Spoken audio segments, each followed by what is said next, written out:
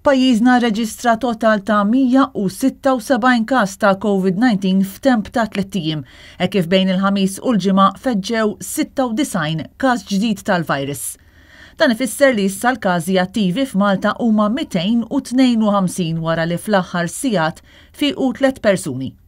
Dawn iċ-ċifri qed jitfawna fis-sitwazzjoni li konna ninsabu fiha kważi 4 xhur ilu, meta n-numru ta' każijiet ġodda kienu ta' madwar 100 kuljum. Il-numru qoli ta' każijiet li ġew irreġistrati fl-aħħar sigħat u mifhum li jinkludi l-istudenti tal-Ingliż li nstabu pożittivi waqt li qegħdin għall-btala f'Malta. Intant hekk kif sal-ħamis kienu 10 każi tal-varjant Indjan f'Malta, mhux magħruf kemm minn dawn is-96 każ ġdid huma mill-istess varjant li jittieħed ferm aktar minn varjanti oħrajn.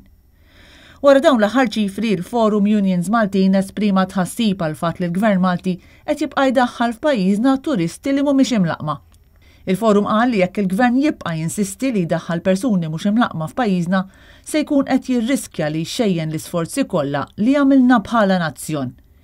Il-Unions qalu li huwa ċar li s-salvagwardji meħtieġa sabiex ikun protett il-poplu Malti ma kinux implementati u appellaw lill-Gvern sabiex ibiddel immedjatament il-miżuri li hemm fis-seħħ b'rabta mat-turiżmu.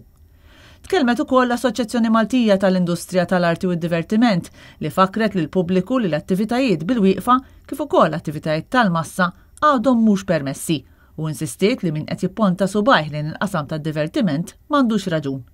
Min-naħa l-oħra l-assoċjazzjoni qalet li l-attivitajiet illegali u mingħajr kontroll jibqgħu ta' teddida għal ftuħ sigur ta' dan il-qasam.